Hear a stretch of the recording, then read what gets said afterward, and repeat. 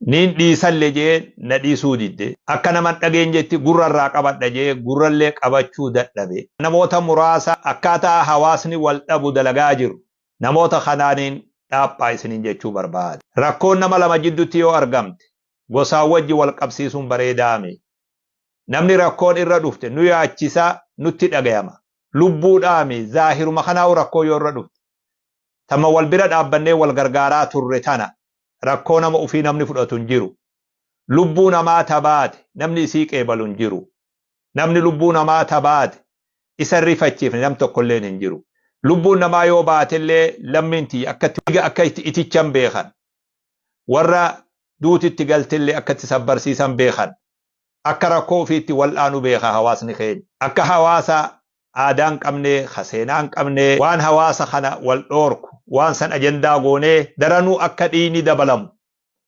daranuu akka rakkoon dabalamtu daranuu akka hammeenyi dabalamu taasisuun xabi'aa nama waa beekutiimi yaa ummata keenya oggutakka gadhaabbadha mee waa xiinxala godha oggutak yaa hawaasa kiyya rabbi sodaadha isin qabeetiin jira rabbiini namni obboleeyyan walii tahee fira wajji tahee wajji jiraachaa jira yaa obboleessoo ni beeyta waan kana jaarsaa jaartii sababaa kanaa sababaa akka waan amma asirra deemuu kana jaarsaa jaartii adda bahe ati gosi teetana naafi gosi tantee na jibbite namoota sababaa kanaa jaarsaa jaartii adda bahe ijatiyyaan arge jaarsan duuba sababaa waan nuti akka nuti amma haasoynuu kanaatiif biyya sanillee himuun fedhu adda bahan ijatiyyaan arge wanni kuni keessaa'uu hawaasa biyya alaa jiru diiga wanni kuni hawaasa biyya tana keessa jiru yoo taate biyya tana humaa takka godhuu hin danda'u wanni sun nama fayyaan qabne yoo ta'e namni waan san jira deemu jiru lafa tanarra lafa nan keessa jiru irratti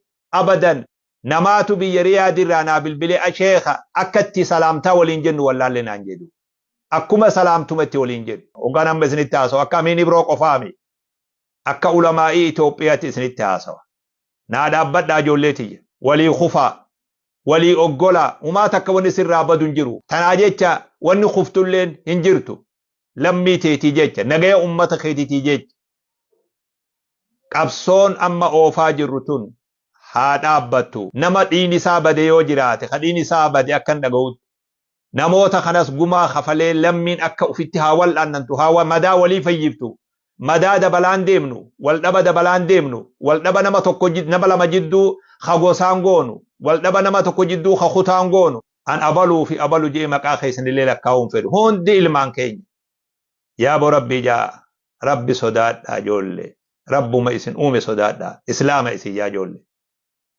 waan aadaa fi amantii keessalleen jirreetu nu harkaanu qaba rakkoo hamtuu tana hawaasa keenyarraa haa dhaamnu nagaya haa buufnu tola haa labsinu araara haa labsinu ummanni miskiin kun nagayaan haa dalagatu haa wal gargaaru haa wajji jiraatu ummata akka garaa walitti hin booreessine ummata akka qalbii walitti hin booreessine ummata akka duydaa garaan goone rakkoo jirtu hawaasni kiyya haa wal'aanatu yoo lafa tana jiraatte lafarratti haa wal'aanani yoo qilleensarra jiraatte isinummaanuu wal'aana lammiin tiyya rakkoo furachuu hin dadhabne akka nama rakkoo furachuu dadhabee akka nama wal dhabee akka nama wal hin qabne akka nama deegetti dubbii hiyyeessaa taate wanni garaana nyaatu ni beeyta akka nama tokkotti dubbiin hawaasa keenyaa dubbii hiyyeessaa taate dubbii hiyyeessaa namuutti taphata dubbii hiyyeessaa dubbii abbaan qabne namni hayyoota taatan namni waa beeytan dhiiras ta'ee dubartiin dhaamsa kiyya kun namni waa beeytu usteen taa'in dargaggeessas ta'ee shamarranis ta'ee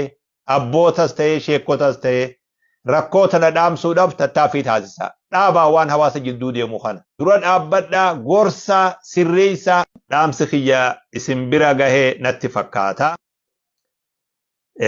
baga nagayaan jiraattan isiniin jaa egaa isinii anuma agartanii anaatu hedduu isin hin garre malee namoota tokko tokkootu waggaa wal agarree nuti bar sheeka waa yaada kee hin qabnu bar nuti guyyuu si garraa naan jaani beeyta maal jechuudha akkanni dhugaa keeti isin dhugaa guyyuu nagartanii laakiin ani egaa guyyuu isin hin agarree yaadaatu na jira jechuudha akkamii jirtan nagaa qabdu fayyaadha baga nagayaan jiraattan alhamdulillah anilleen nagayaan silaa naquma qabdan bakkan jiru nagayaan gama ganda kiyyaa galee keessa warri UK magaalotaan ani muhaadaraa irra deeme hunda akkam jirtan nagayaa fayyaadha baga nagayaan naa jiraattan simannaa teessan ta da'awatiif da'awa irratti na simattan hundi keessanuu galatoomaa isiniin jechuu barbaada ulamaa'onni du'aanni dargaggeessi bahar kuteessi kiyyaas bahar kuteessi miskiina wallahi naa galatoomaa isiniin jechuu barbaada akka nama tokkotti qacellotti isin galatoomfadha da'awaa guyyaa 20 keessatti magaalaa adda addaa aga magaalaa 5 keessa waliin dhaabbanne du'aanni fi hayyoonni fi warri koree gaaddisaati fi namoonni baay'een akka nama khuruuja bahutti bahanii na wajji deeman maqaa du'aata Itoophiyaatiin galatoomaa isiniin jechuu barbaada. Hawaasni kiyya irraa hafaan warri nu hordofaa turtanis galatoomaa isiniin jechuu barbaada. Da'waan biyya UK keessa jirtu hedduu sosso'ina bareedaa ture guyyaa 20 kana. Carraa koronaa booda arganne irraa carraan tuni hedduu 2017 biyya san ture har'a yoggaan deebi'u dargaggeessa baay'ee bakka sanitti wal gahee maasha Allah da'waa tana qopheesse hundi dargaggeessa gariinsaa gaafa guyyaa yeroo san booda dhufe gariinsaatis ammoo gaafa san jiru waan nama ajaa'ibsu namni qophii tana akka gaariitti irra dalagee dargaggeessa rabbi jazaa isaanii haa kafalu jechuu barbaada. Asumaanuu miila kanaan itti dhaammadhee waan bareedaa ganda san keessatti karaa goonee dabarree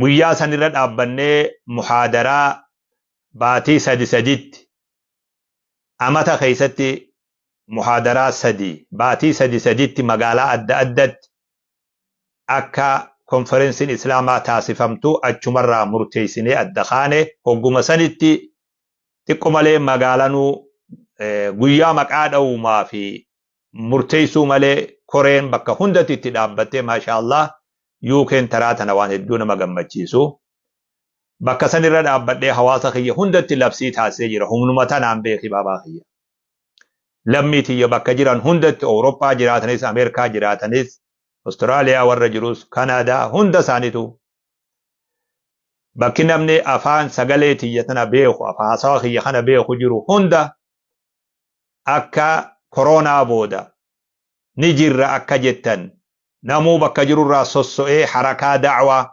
sossina da'waa akka taasisu achirraa isinin lallabee ture lallaba kiyya san lafan kaayinaa du'aanni biyya adda addaa jirtan hawaasni keenya lallaban allallabe san lafan kaayinaa namuu bakka jirtanirraa akkuma walitti dhihaattaniin akkuma walitti isinii mijjaa'uun konferensii islaamaa osoo boqannaa madrasaatun hin dhumneetti bakka adda addatti akka sossina da'waa taasiftan isinitti dhaammachuu barbaada dhaamsan dhaammadhe san haarayomsuu barbaada ammallee biyyarraa jechuudha carraan muhaadaraa UK carraa bareedduu turte koronaa booda anilleen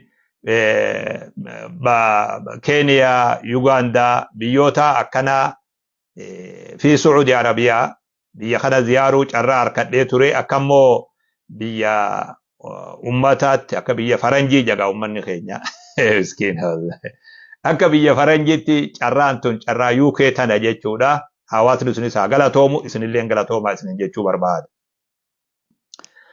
Dhaamsa hedduu bakka sanit dabree ulamaa'iin dhaamsa hedduu dabarfataa turani anilleen akka humna tiyyatti dhaamsa dabarsaa ture har'a ammoo waa isin kadhachuu deema akka abbaa tokkotti akka nama ilmaan ufiiti abbaa waa dhaamutti waa isinit dhaammachuu deema wanni an isinit dhaammadhus ammoo hawaasa hunda oduma laalchiftuu keessaa waan amma social media irratti deemu waan lammiitiyyaaf dawaan qabne waan hawaasa keenyaaf dawaan qabne waan ummata keenyaaf dawaan qabne akkana mul'atuttiin haasawa akka isin mul'atu akka isin itti laaltaniimi ani waa beekumsa akka keessanii guddaa sanilleen qabu aktabistummaa jajjabduu akkasii sanilleen qabu ani ammoo akka nama jaarsaa tokko akka nama jaarsa hawaasa kanaa tokko na duraa murame dhiifama naa godhaa akka nama jaarsaa tokko akkasitti waa isinit dhaammachuu barbaada.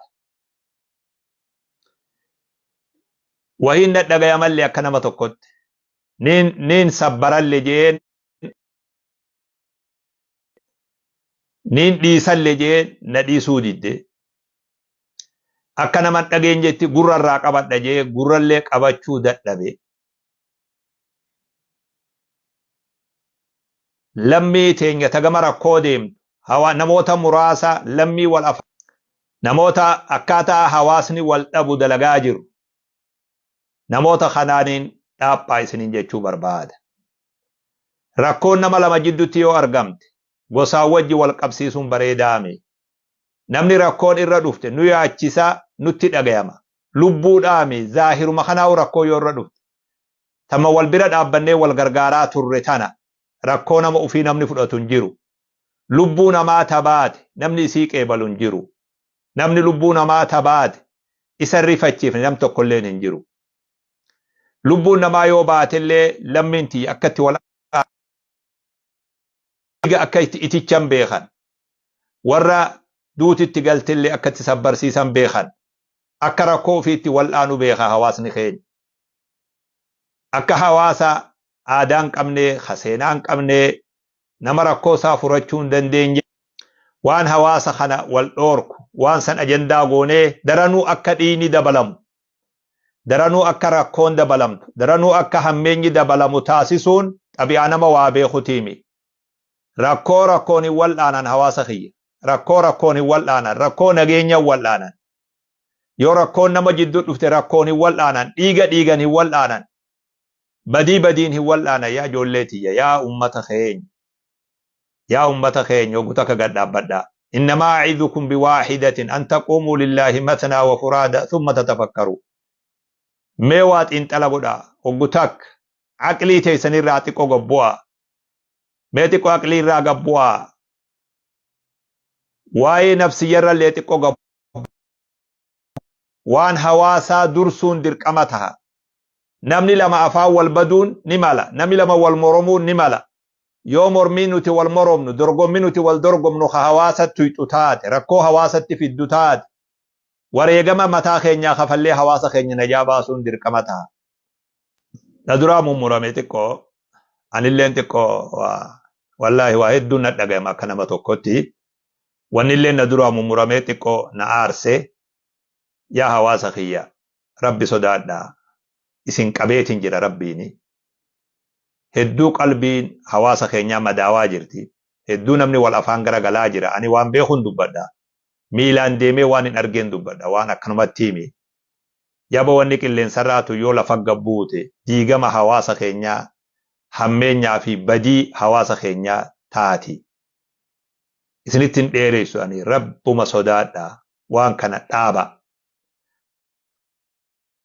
Nagayni ummata jidduu itti bu'utti deebi'a.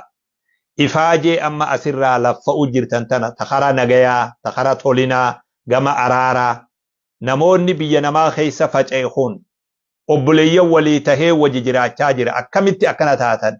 Maal namoonni keenya na duraa jechite wanni kiyya. Namoonni keenya ka biyya adda addaa keessa jiru kun namni obboleeyyan walii tahee fira wajji tahee wajji jiraachaa jira. Yaa obboleessoo ni beeyta waan kana.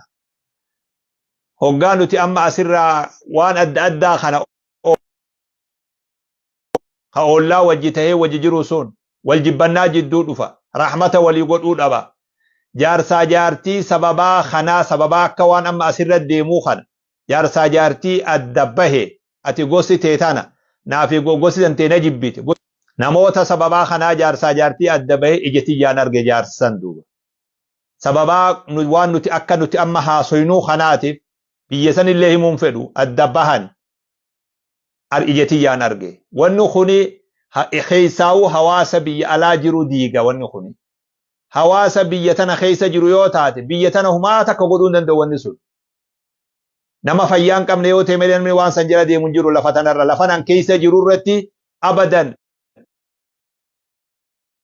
Ulamaa'iin lafa biyya jirutti biyya tana keessatti hin jiraatu. Ammoo hawaasa qilleensarra jiru, hawaasa biyya ambaa jiru, hawaasa diyaaspooraa hunda garaa booreessiti. Rakkoo uumti bakka sanitti.